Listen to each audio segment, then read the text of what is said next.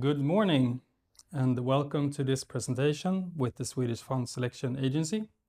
My name is Victor Ström. I'm here with Erik Fransson, Executive Director of FTN. Erik will give you an overview of this procurement and the award decision. In the end, we will answer questions if you have any. We will focus on answering questions regarding this procurement and will not provide individual feedback on specific tenders. So with that said, I'd like to hand over to Erik Fransson. Thank you, Victor, and good morning to all of you. And it is really a good morning for all our savers, as our result will presented today will show. It's our largest procurement so far, a very important category for our savers and for long-term savings. The procurement amounts to approximately 20 billion euros, and we were happy to see the large interest from the asset management community, so thank you all for submitting tenders. We received 99 tenders, in total more than 30,000 pages of information, and the full list of all tenders received could be found in the FTN procurement report that you can find on our website, ftn.se. Out of the 99 tenders, 69 qualified for being to go into the qualification phase. 10 tenders were withdrawn and 20 did not meet the qualification requirements set out in the RFP. In the qualification phase, all tenders are being reviewed, analyzed, evaluated based on the information provided in the material. The purpose is to come up with a shortlist, i.e. the list of funds that will go forward into the interview phase where we conduct on-site meetings with the managers. The purpose of the interview phase is to verify the information provided to us in the RFP, structured meetings, structured agendas, and if information provided in the interview meeting cannot support a written answer, it will affect the evaluation score. In this phase, we cannot take any new information into account, and changes being made after the RFP submission date cannot be evaluated either. We interviewed 27 fund managers and funds, conducted those meetings on site with managers located both in Europe and the US, and the interview phase ends with an offering to the remaining fund managers to lower their fees, and 22 out of 27 managers and funds handed in new lower asset management fees. When the result from the interview meetings and new prices were taken into account, new evaluation scores were calculated, and we ended up with the 14 top funds, creating the list of winning funds. And the list of the winning funds in this procurement, global equity funds actively managed, look like this.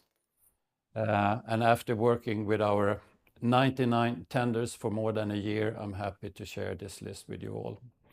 I'm confident that the new fund offering to our savers will add value in terms of future returns, and it clearly is an offering with lower management fees. But what will add most value for our savers is the increased level of quality among the new range of fund managers and fund products, creating higher returns and in the end, higher pensions. So we have a list of 14 funds from 12 different fund managers that will be awarded a new fund contract. Looking at the winning funds, in this diagram we have the blue dots indicating winning funds, and the yellow dots were funds that were interviewed but not winning. If we look at the x-axis, we have lower fees. So the more to the right, the lower the fee is, and on the other axis we have quality, and the higher on the scale, the higher quality. And you see the line with the negative slope indicates the cutoff value for being part of the 14 winning funds, and the horizontal line in the bottom indicates our minimum requirement on quality. Key takeaways: some funds with high quality was not awarded a mandate because of not low enough offered fees. Another key takeaway is that the competition was very high around the cutoff line. And also what we looking at winning funds, another important key takeaway is the high quality level among the winning funds. As I said before, this is an important category for the premium pension system, core category for long-term savings. In the past, it's been a category that has been characterized by a large number of non-performing funds with high fees. So I'm very happy to share that we anticipate major improvements going forward. The category prior to this procurement consisted of 45 funds, approximately 200 billion in assets under management, quite concentrated, 93% of assets in 14 funds. And looking at 3-year past performance, we see that the old universe managed to produce an average return of 5.5%, and the new universe an average return of 8.8%, also with lower risk. This can be compared to AP7 coming in at 7.7 and also MSCI at 9.1. In our procurements, we put very low emphasis on historical return when it comes to the absolute number of historical returns in our evaluations, since historical returns are very poor indicators of future performance. But I also think that these numbers at least supports our belief that the new universe is of high quality than the old, and that going forward, we can expect the new universe to produce higher average returns. Average management fee is down by approximately 50%. The new fund universe offers a fee range of 6.9 to 28 basis points with an average of 18.6. And I would like to thank all winning fund managers for offering highly competitive fees. And it shows one of the benefits of procuring funds the FDN way compared to previous procedures. One can also conclude that when we now are at record low fee levels like this, manager quality will become a more dominant factor for selecting funds for our savers going forward. Also very satisfied with the broad range of funds that we will be able to offer our savers going forward. Even though we do not have the possibility to select funds based on more granular characteristics like this, the final result has ended up nicely. We have a range of funds covering styles like value, growth, blend. We have systematic managers, we have fundamental managers, funds with slightly different geographical exposures, funds with more focused portfolios, funds that are more diversified, boutique managers, and managers from larger organizations. So very broad, diverse offering for our clients going forward, and high possibilities to select the style and the market exposure that you are interested in as a saver. Implementation process. All managers have received a formal decision and a bespoke feedback report this morning. Winning managers will be invited to sign fund agreements in March, and we will also start onboarding meetings as soon as possible after that. Funds currently in the category that were not selected in this procurement will be closed to new investments and will be redeemed and deregistered as soon as possible. And the Swedish Pension Agency is responsible for the implementation process, transfer of funds, and providing information to pension savers. Okay, thank you for that, Erik. We will have a look at questions. You can post questions if you have any. We are happy to answer as much as we can. If you don't have too many questions, we'll keep it short and let you go on with the day. But to start this off, this is the 8th procurement so far. What stands out for you with this one? I think this has been a number of things. First of all, and all categories are important, but giving the characteristics of global equities active being a sort of a core category for long-term savings, and also the size of the category. It's clearly a very important category for us to